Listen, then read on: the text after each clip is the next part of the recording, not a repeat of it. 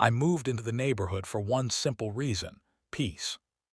It was quiet, well-maintained, and advertised as a place where rules protect residents.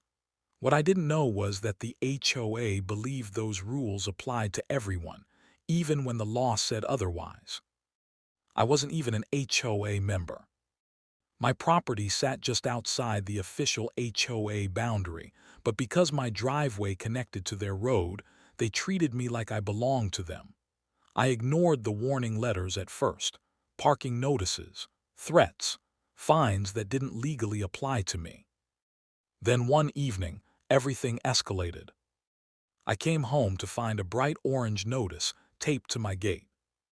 Final warning: compliance required. The issue: my work truck was parked on my own land. According to the HOA, commercial vehicles weren't allowed. According to the county records, my land was private and exempt. The next morning, I decided to do nothing. I wanted to see how far they'd go. Apparently, very far. Around noon, I heard sirens. 2 police cars pulled up in front of my property. Neighbors came outside, phones already recording. The HOA president stood nearby with her arms crossed, looking proud like she'd just won. An officer approached me and said, "Sir, we got a call about an unauthorized vehicle and refusal to comply with HOA rules." I calmly replied, "I'm not part of the HOA. This is private property." The officer paused. The HOA president jumped in. "He's lying. He's been warned multiple times." I didn't argue. I didn't raise my voice. I walked inside and came back with a folder.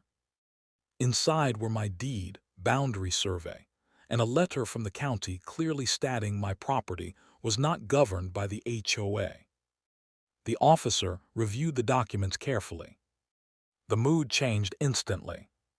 He turned to the HOA president and asked, "Ma'am, did you know this property isn't under your jurisdiction?" She hesitated, then said something she shouldn't have. "We assumed it was close enough." The officer shook his head. "You can't assume authority you don't have. This is a civil matter, and you had no right to involve law enforcement." The second officer stepped in and asked me if the HOA had been harassing me. I said yes. I showed them emails, threats, fake fines.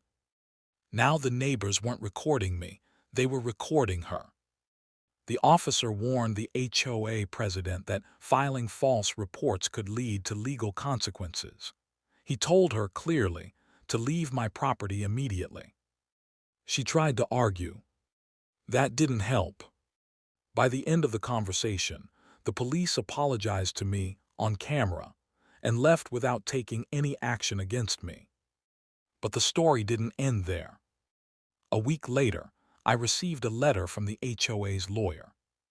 Not another threat. An apology. They admitted they had overstepped their authority and agreed, in writing, to stop all contact with me. They also removed the HOA president from her position after multiple residents filed complaints about similar behavior. Turns out, calling the police wasn't her first mistake. It was just the one that exposed everything. Now, whenever I park my truck, the neighborhood stays very quiet. The HOA avoids my property completely. Because once you involve the police, the truth has a way of coming out. And when the law is on your side, no HOA rule can change that.